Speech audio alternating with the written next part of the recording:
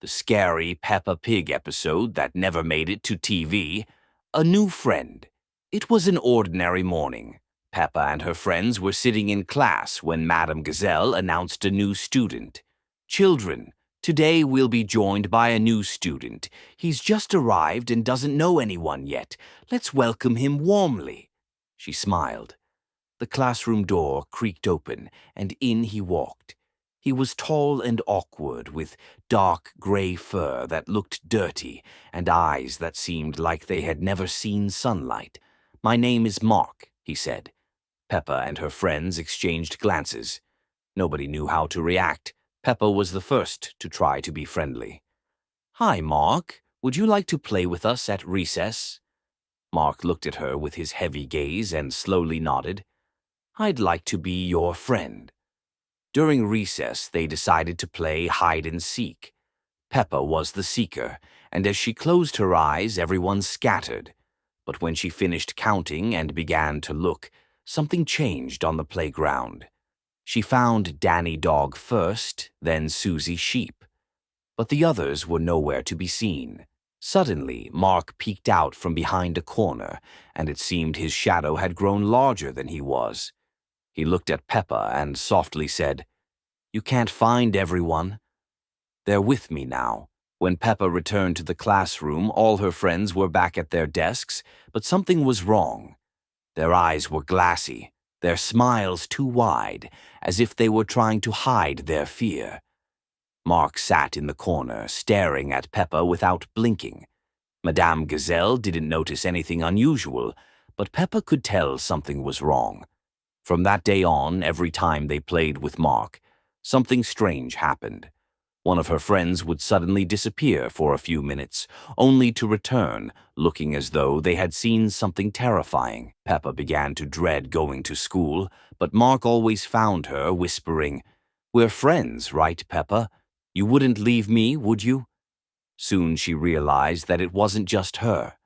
The other children were also scared of Mark, but they couldn't leave. He grew stranger and more frightening. One day he approached Peppa and whispered, "Now we're all one big family.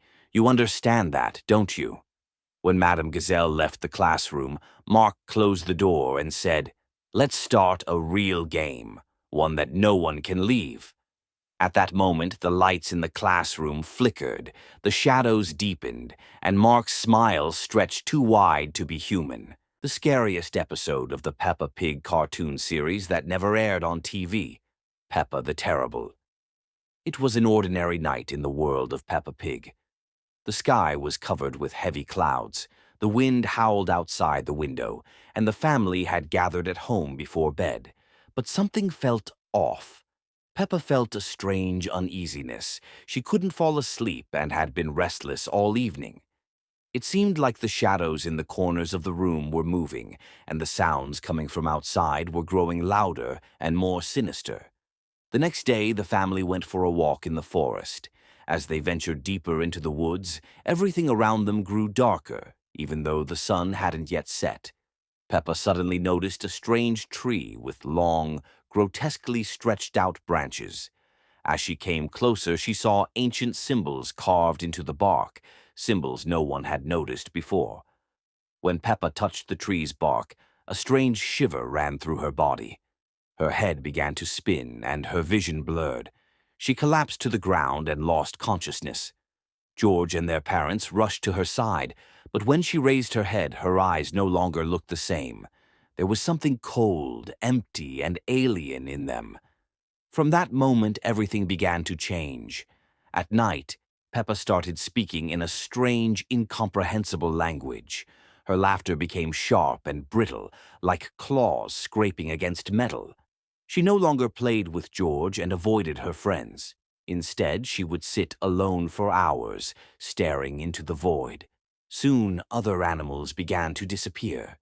The first was Susie Sheep. Then no one could find Pedro. No one suspected that every night when the village fell asleep, Peppa would leave her house and transform into something completely unnameable. Her body would stretch, her limbs becoming thin like the branches of that very tree, and her face no longer resembled a cute pink pig. It twisted into a horrifying mask that could terrify even the bravest soul. She would sneak into the homes of her sleeping friends and lead them into the forest.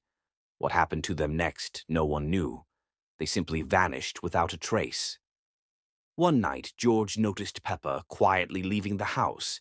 He secretly followed her and saw her heading toward the strange tree. He wanted to stop her, but when she turned around, her eyes gleamed in the darkness with an inhuman light. In the morning, he told their parents what he had seen, but they didn't believe him. They thought it was just a bad dream. But the village was growing quieter. More and more residents were vanishing, and Peppa seemed to be growing taller, her shadow longer, and her laughter more terrifying. Now only those who manage to hide remain in the village, and no one dares to cross the forest that surrounds it. Everyone knows that deep within those woods, near that strange tree, lives something no longer quite Peppa Pig, but something far darker and far more terrifying. Peppa Pig, the deleted episode, The Puppet Theater. It was a quiet morning. Peppa and George were sitting on the carpet while Daddy Pig was reading the newspaper, sipping his tea. Mummy Pig had gone to the market, leaving the kids in his care.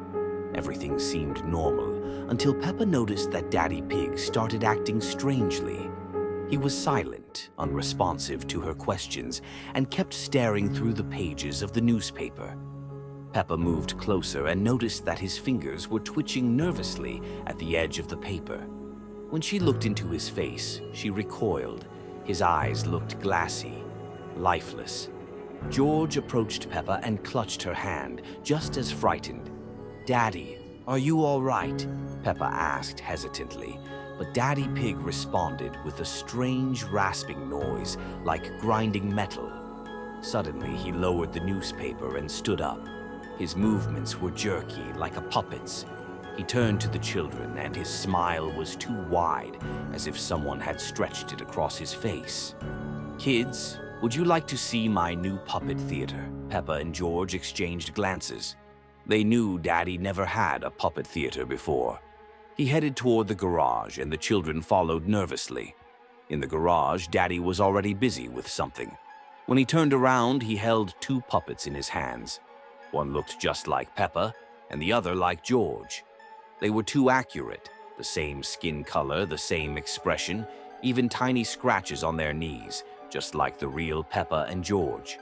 "I made these for you," Daddy Pig said, letting out that strange, creaky laugh again. "Let's put on a show." But as he started moving the puppets, Peppa noticed that Daddy himself was beginning to look more and more like one of them. His movements became even more unnatural. His head jerked and his arms lifted as if pulled by invisible strings. She tried to run away, but the garage door was locked. "Stay, children," Daddy said, smiling that eerie puppet-like grin once more. "We all need to become part of the theater." His hands started to change, turning into wooden joints. Peppa and George screamed, but their cries were drowned out by a strange mechanical tune that began playing in the garage. Suddenly, the lights went out and everything went black. When Mummy Pig returned from the market, she found no trace of Peppa, George, or Daddy Pig. Only from the garage came the faint sound of giggling and the creaking of puppet strings.